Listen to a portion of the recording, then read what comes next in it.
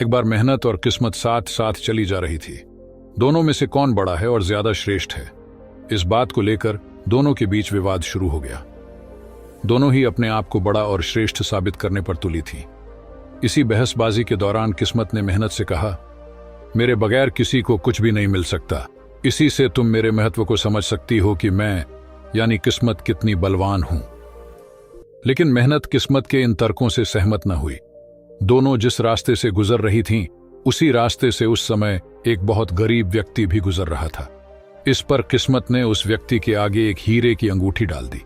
जब उस व्यक्ति की नजर हीरे की अंगूठी पर पड़ी तो वह खुद को किस्मत का धनी समझकर वह अंगूठी ले चलता बना। चलते चलते उसे प्यास लगी तो वह थोड़ी ही दूर एक नदी किनारे पानी पीने के लिए रुका। जैसे ही वह पानी पीने के लिए नीचे की ओर झुका, अंगूठी उसकी जेब से निकलकर पानी में जा गिरी और उसे एक मछली ने निगल लिया। इस पर वह व्यक्ति बहुत दुखी हुआ और अपनी किस्मत को कोसता हुआ आगे बढ़ चला। वह अभी कुछ ही दूर गया था कि किस्मत ने उसके आगे अब की बार एक हीरे का हार डाल दिया। हीरे का हार रास्ते में पड़ा मिलने पर एक बार फिर वह अपनी किस्मत पर खुश हुआ और खुशी के इसी आलम में आगे बढ़ चला। थोड़ी ही दूर जाने पर अचानक एक कौवा उड़ता हुआ आया और हार पर झपटकर वह हार लेकर चंपत हो गया। बेचारा फिर अपनी किस्मत को कोसते हुए आगे की ओर चल पड़ा। इस बार भी वह थोड़ी ही दूर गया था कि उसे मार्ग में एक बड़ा सा पारस पत्थर पड़ा दिखाई दिया। इस बार वह यह सोचकर बड़ा खुश हुआ कि अब तो वह इसे बेचकर बहुत बड़ा आदमी बन जाएगा और फिर उसे कभी जीवन में मेहनत मजदूरी करने की जरूरत नहीं पड़ेगी। पारस पत्थर लिए वह अपने घर पहुंचा तो उसने देखा कि उसकी पत्नी पड़ोस में ही गई हुई है। पारस पत्थर रख वह खुशी खुशी पत्नी को बुलाने चला गया, लेकिन इसी दौरान एक अन्य पड़ोसन किसी काम से उसके घर आई और पारस पत्थर पर नजर पड़ते ही चुपचाप उसे उठाकर चलती बनी। उधर जब वह अपनी पत्नी के साथ घर लौटा तो पारस पत्थर को गायब पाया और निराश होकर अब की बार तो अपनी किस्मत पर रोने लगा। हीरे की अंगूठी, हीरे का हार, पारस पत्थर आदि बेशकीमती चीजें मिलने के बाद उसने सोचा था कि अब उसे जीवन में कभी मेहनत करने की जरूरत नहीं पड़ेगी। लेकिन भूखे प्यासे आखिर कब तक जिया जा सकता था।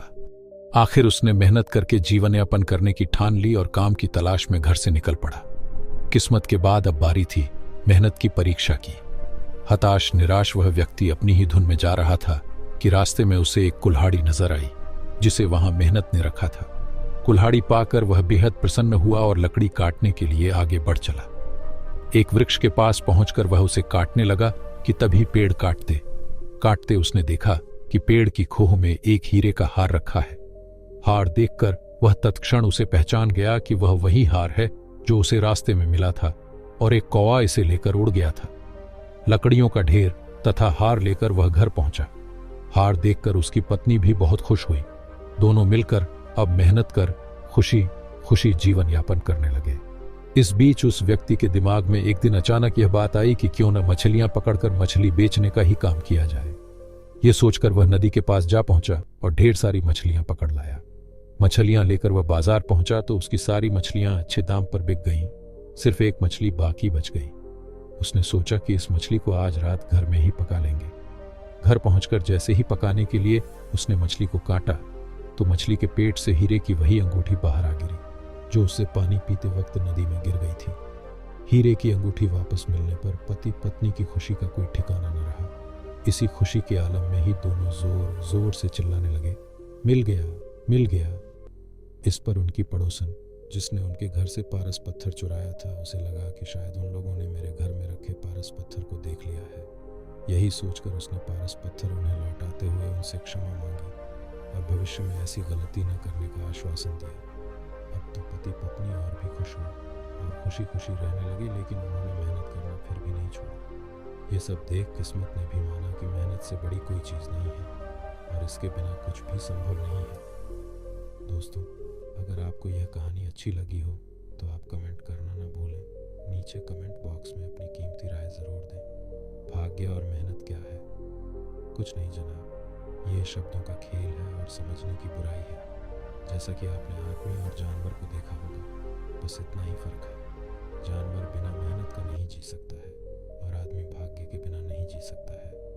आदमी की पहचान ही भाग्य है। जानवर का पूरा समूह इस धरती पर मेहनत में लगा हुआ है न जाने उन बेचारे जानवरों का कब भाग्य खुलेगा। अब आप समझ गए कि आप आदमी क्यों जन्म लिए। विषय बड़ा संजीदा है। खुद से मजाक करने का सबसे अच्छा तरीका है मेहनत करना सीखें। क्या कौरवों ने महाभारत में कम मेहनत की थी जो 5 पांडवों के हाथ सारे के सारे महारथी धराशायी हो गए। गीता में श्री कृष्ण ने कहा था कि तुम केवल अपना कर्म करो, तुम्हारे हाथ में नहीं कि तुम जीत ही जाओगे या फिर ऐसा भी नहीं कि तुम हार ही जाओ। मतलब साफ है जनाब, हम आज भी उनकी बात को नहीं समझ पाए। कर्म करो। कर्म मेहनत से जुड़ा शब्द नहीं है, कर्म भाग्य का शाब्दिक अर्थ है। मेहनत या किस्मत सफलता के लिए क्या जरूरी है, लेकिन किस अनुपात में? जब आप भाग्य कहते हैं तो जाहिर है कि यह ऐसी चीज है जिसके बारे में आप कुछ नहीं कर सकते। जब आप किस्मत कहते हैं तो फिर यह ऐसी चीज है जिसके बारे में आप कुछ नहीं कर सकते। भगवान भी ऐसी चीज नहीं है जिसके बारे में आप कुछ कर सके। तो प्रयास ही एकमात्र चीज है जो आपके हाथ में है। अपना 100% अपने प्रयास में लगा दीजिए। जो होना होगा वह हो जाएगा। अपनी ऊर्जा और अपनी काबिलियत को भाग्य, भगवान या किस्मत पर मत लगाइए। वह आपका काम नहीं है। अगर ऐसी कोई चीज होती है तो वह अपना काम करेगी। आपका काम सिर्फ प्रयास करना है और प्रयास को पैना होना होगा। इसे केंद्रित और सोचा समझा होना चाहिए। यूं ही प्रयास करते जाना मूर्खता है। सिर्फ कड़ी मेहनत आपको कहीं नहीं ले जाने वाली। सही किस्म का कार्य सही समय पर सही जगह पर सभी महत्वपूर्ण हैं। इन चीजों के होने के लिए आपको समझ और बुद्धिमत्ता चाहिए। आपको अपने जीवन में बस इतना ही करना चाहिए। लगातार अपनी समझ और अपनी बुद्धिमत्ता को बढ़ाने के तरीके खोजिए। बाकी सब अपने आप होगा। और यह एक ऐसी चीज है जो मानवता दुर्भाग्यवश नहीं कर रही है। मैं अपनी बुद्धिमत्ता को कैसे विकसित करूं, उसकी चिंता मत कीजिए। महत्वपूर्ण चीज यह है कि आप अपनी समझ को बढ़ाएं। मिसाल के लिए 25 साल पहले हर कोई डॉक्टर बनना चाहता था। अगर आप पढ़ना चाहते हैं तो पहला चुनाव डॉक्टरी का था। मान लीजिए कि आप डॉक्टर बन गए, लेकिन फिर हर कोई योग कार्यक्रम में आ गया और उन्हें डॉक्टर के पास जाने की जरूरत नहीं रह गई, तो धंधा कम हो जाएगा। तब यह एक अच्छा पेशा नहीं रह जाएगा। वैसे भी बहुत कम लोग इसलिए डॉक्टर बन रहे हैं क्योंकि वे डॉक्टर बनना चाहते हैं। सिर्फ कुछ ही डॉक्टर हैं जो वाकई डॉक्टर बनना चाहते हैं, मनुष्य के सिस्टम को समझना चाहते हैं और लोगों की सेवा करना चाहते हैं। ज्यादातर लोग डॉक्टर इसलिए बन रहे हैं क्योंकि उन्हें लगता है कि इस पेशे में बहुत फायदा है। मेरे लिए यह काफी परेशान करने वाली बात है कि किसी की बीमारी एक फायदे का धंधा है, क्योंकि तब आप नहीं चाहेंगे कि हर कोई स्वस्थ बना रहे। सफलता के लिए कोई नुस्खा बनाने की कोशिश मत कीजिए। अपनी सफलता के लिए कोई नुस्खा बनाने की कोशिश मत कीजिए। असली सफलता तब है जब आप अपनी पूरी क्षमता को इस्तेमाल करते हैं। इससे फर्क नहीं पड़ता कि आप एक डॉक्टर बनते हैं या एक राजनेता या एक योगी या कुछ और। सफलता का मतलब है कि आप अपना जीवन अपनी पूरी क्षमता में जी रहे हैं। अगर ऐसा होना है तो आपको समझ और एक सक्रिय बुद्धिमत्ता की जरूरत होती है। मैं अपनी बुद्धिमत्ता को कैसे विकसित करूं, उसकी चिंता मत कीजिए। महत्वपूर्ण चीज यह है कि आप अपनी समझ को बढ़ाएं। अगर आप जीवन को बस वैसा ही देख पाते हैं जैसा वह है, तो इसे अच्छे से चलाने के लिए आपके पास जरूरी बुद्धिमत्ता होगी। अगर आप जीवन को वैसा नहीं देख पाते जैसा वह है, तो आपकी बुद्धिमत्ता आपके खिलाफ काम करेगी। इस धरती पर बुद्धिमान लोग आमतौर पर धरती के सबसे दुखी लोग हैं। ऐसा इसलिए है क्योंकि उनके पास एक सक्रिय बुद्धिमत्ता है, लेकिन जीवन की कोई समझ नहीं है। यह कभी मत सोचिए मैं सफल होना चाहता हूं। बस यह देखिए कि खुद को एक संपूर्ण प्राणी कैसे बनाएं और वह अभिव्यक्ति पालेगा। आज लोग अपने दिमाग का विस्तार करने की कोशिश कर रहे हैं। यह उनको सामाजिक रूप से सफल बना सकता है, न कि सचमुच सफल। अगर आप सचमुच सफल होना चाहते हैं तो आपको हर चीज को वैसे ही देख पाना चाहिए जैसी वह है, बिना किसी विकृति के। अगर आप हर चीज को वैसी ही देख सकते हैं जैसी वह है, तो जीवन एक नाटक, एक खेल बन जाता है। आप इसे आनंदपूर्वक खेल सकते हैं और आप इसे यकीनन अच्छे से खेल सकते हैं। अगर आप इसे अच्छे से खेल सकते हैं तो लोग कहेंगे कि आप सफल हैं। आपको सफलता की आकांक्षा नहीं करनी चाहिए। यह अपने जीवन को बनाने का एक तकलीफदेह तरीका है। आप खुद को और हर किसी को पीड़ा और क्लेश पहुंचाएंगे, क्योंकि अभी सफलता की आपकी सोच यह है कि हर किसी को आपसे नीचे होना चाहिए और आपको सबसे ऊपर। यह सफलता नहीं है, यह बीमारी है। यह कभी मत सोचिए मैं सफल होना चाहता हूं।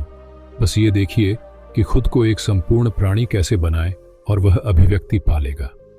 अगर वह अच्छी अभिव्यक्ति पाता है तो आपके आसपास लोग कहेंगे वह व्यक्ति एक महान सफलता है। यह ठीक है, लोगों को पहचानना चाहिए कि आप एक सफल व्यक्ति हैं, लेकिन आपको यह नहीं सोचते रहना चाहिए कि कैसे सफल बने। यह जीवन के प्रति बहुत गलत रवैया है। क्षमता को खोजने की काबिलियत, एक बार जब आप एक इंसान के रूप में यहां आए हैं तो एक इंसान होने की क्षमता को और आप जो हैं उसके सारे आयामों को अनुभव किया जाना चाहिए। सिर्फ तभी मैं कहूंगा कि आप सफल हैं। और उस क्षमता को खोजने की काबिलियत और क्षमता को खोजने की हिम्मत आपके पास तब आएगी जब आप एक ऐसी अवस्था में आ जाते हैं जहां आपके भीतर कष्ट का कोई डर नहीं होता। इससे फर्क नहीं पड़ता कि जीवन की परिस्थिति क्या है, उससे आपके जीवन का अनुभव नहीं बदलता। मेरा काम दिन में लगभग 18 से 20 घंटे, हफ्ते के 7 दिन, साल के 365 दिन चलता रहता है। हो सकता है कि किसी दूसरे के दिमाग को यह गुलामी जैसा लगे। अभी ईशा 2 दर्जन सामाजिक परियोजनाओं में लगा हुआ है। उनमें से कुछ तमिलनाडु और दुनिया में विशाल परियोजनाएं हैं, लेकिन मुझे अपने काम की सफलता की कोई चिंता नहीं है। अगर वे अच्छे से होती हैं तो वे लोगों के लिए लाभदायक होंगी, लेकिन अगर मैं असफल भी होता हूँ तब भी मैं प्रसन्न ही रहूँगा। मैं अपनी ओर से बेहतरीन करूँगा, इसमें कोई सवाल नहीं है, क्योंकि मेरे लिए खोने के लिए या पाने के लिए कुछ नहीं है, जिस भी तरह से हो।